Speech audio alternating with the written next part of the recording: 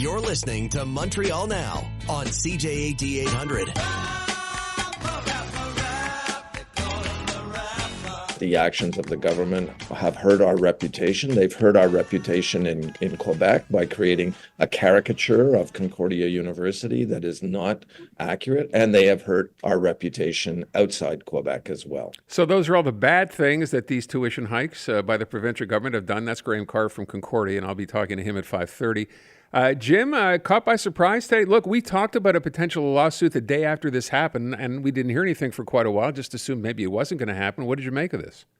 I think, the fact that they're both of them launching the same day, that they're both of them launching separate proceedings against the government suggests that they've sat down, they've got their ducks in a row, and they know that this, and I think this is going to work in their favor. This goes beyond just the targeting of English language universities in Quebec by Francois Legault and his entourage.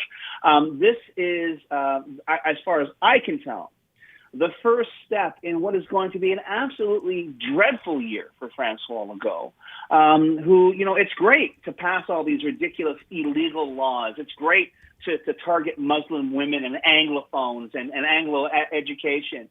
And you're clapping sills over at Quebecor, say, what a great job you're doing. But, the problem is there's the courts. That's why the courts exist.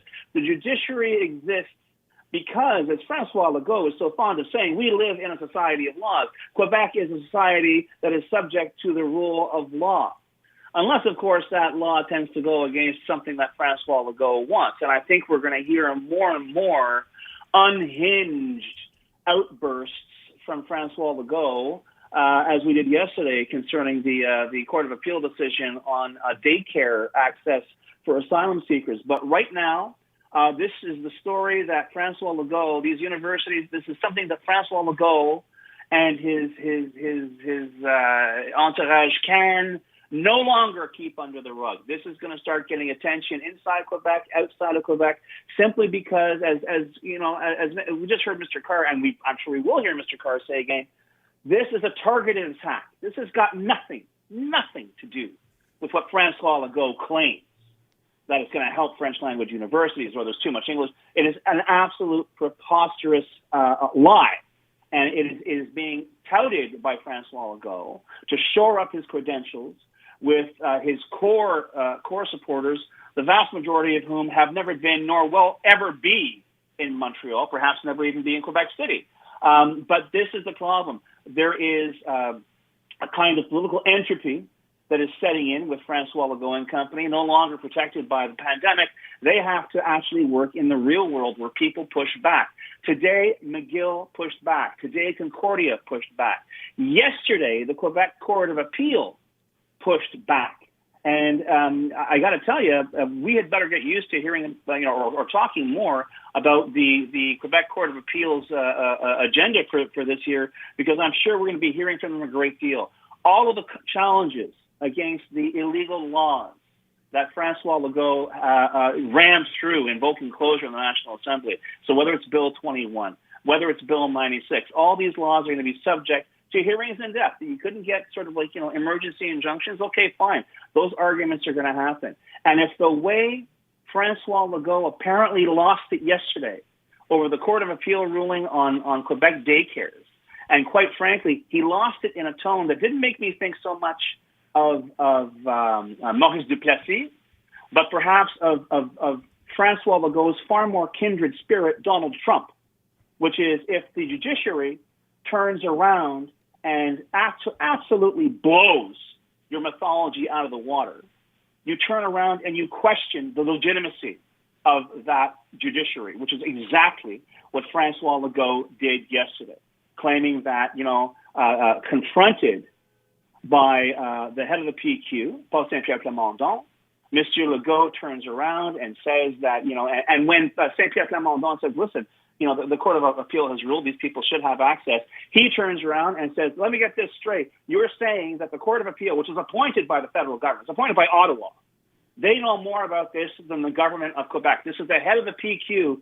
not just on his knees, but on his belly, flat on his belly, in front of the federal government. And I'm quoting directly here from what was said, okay? Tell me those are the words of a guy who isn't scared witless of the guy in front of them. Tell me those are the words of a guy who isn't laying awake at night wondering just how much more support Paul Saint-Pierre Plamondon is going to take away from the so-called Coalition Avenir Québec, which frankly seems more and more a coalition of opportunity, and one where they're seeing perhaps they're backing the wrong horse in the form of François Legault. You know, Jim, it's as you describe it, it's just one of those things where you can't help but sort of look at the irony in this of your own premier looking at your own court, as you just said, and kind of slamming it for being impartial, which, as we found out today from the bar, you can't even do. It's not legal to suggest that at all. Maybe he gets into trouble for that. But to actually have to get on your knees or on your belly, as you described it, and have to go to the court, you'd prefer to have nothing to do with ever with what goes on in your province and asking them to overturn a decision. No, but this is the thing. I mean, if I didn't say it, he did. This is the imagery he used to describe Paul-Pierre Saint-Plamondon, the head of the Parti Québécois, who is currently wiping his feet on François Legault in the public opinion polls, basically accusing Saint-Pierre Plamondon of being, lying down, abasing himself towards the federal government because he agrees with a Court of Appeal decision that overturns access for everyone else in the room, Aaron. Is saying, you know what, this makes sense because if they can get daycare, they can work, they can pay taxes, and more than anything else, I think what we discovered yesterday and what we're going to be discovering in the days and weeks and perhaps months to come is François Legault's innate inability to read the room. He is going to find new ways to say particularly stupid things that aren't just going to alienate the usual suspects, not just his political opponents or me and you. I think a lot of Quebecers from across the spectrum are just going to be scratching their heads saying, what exactly did we vote for this guy for? Because he sounds more and more out of touch, more and more out of control than ever. I mean, once again, it was a fairy kingdom back in the days of the pandemic. He could do no wrong, and there were no questions. All of a sudden, he's in the real world. Stuff does not, gravity works. He can't, saying one thing doesn't make it so. People question you, and people bring receipts. That's what's happening to François Legault. That's what's happening to the CAQ.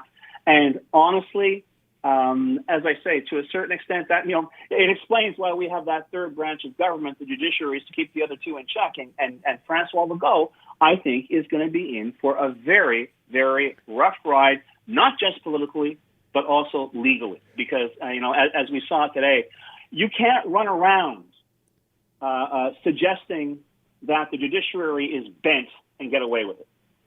Well, I mean, you can get away with it until you can't get away with it, right? And maybe that finally push has come to shove. I don't know. I mean, I don't know what happens next year after saying something like that. Where's the position? How do you change? Do you say, I'm sorry, I shouldn't have said that? But the punchline to all this, Aaron, is with a straight face, he goes after Poilievre saying you're on your knees before an Ottawa appointed court. So what did they do with the decision? They appeal it to the Supreme Court of Canada, which is an Ottawa appointed court, which is all that is, Aaron. I think, as far as I'm concerned, is incontrovertible proof. François Legault does not think past 60 seconds when he says something. So he turns around and he can say one thing in the blue room.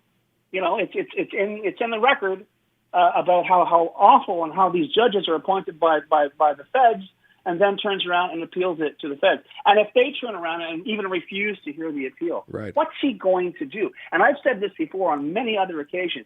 Normally, although they weren't recycled PECs, they were actual PECs. If you had a premier who broke his or her head against the Supreme Court of Canada, they would cite that as a reason for a referendum to get out of the country. Does François Legault have that option? Well, does he have the option of using the notwithstanding clause? No. This is regulatory.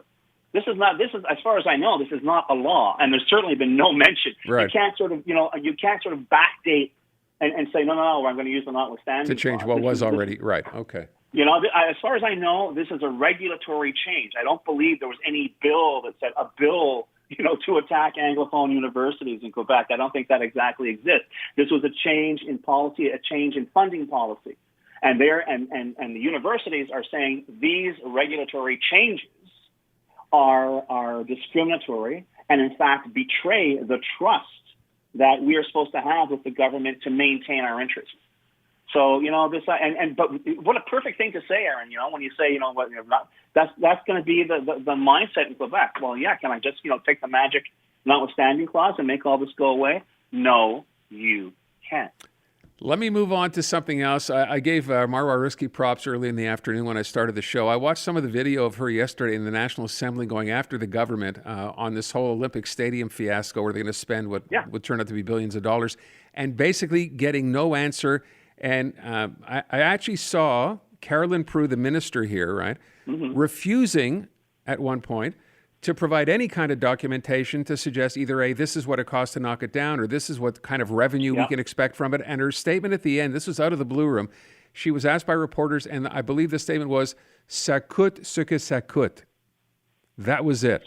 It'll cost what it costs. In other words, this is going to happen come hell or high water, and that's a very scary catechism that we're hearing from Francois Legault's entourage. So that sounds suspiciously like what Benoit Charette, the environment minister, said during the infamous third link debacle.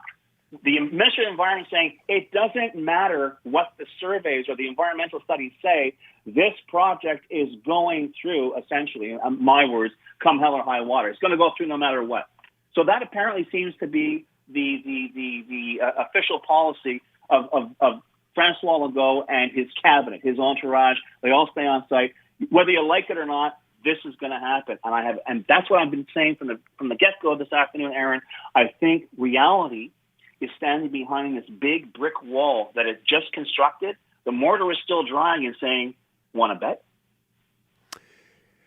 Jim, if an election was 6 months from now, we'd say that pretty much the end of this government, but we're still not we're 2 years away roughly from, actually a little over 2 years away. Almost 2 years away, and anything can happen. Yeah. But right now, it would take a genie. Unless Francois Legault has got some magic lamp under his bed that he can rub every night, I'm telling you, the only way this guy is going is down. He has managed to blow up more bridges than, Alec Guinness on the River Kwai. It's amazing. The guy finds new ways to alienate people who used to support him, and it's going on every single day. James Mennie at the Montreal Gazette. Jim, have a great weekend. You too, buddy.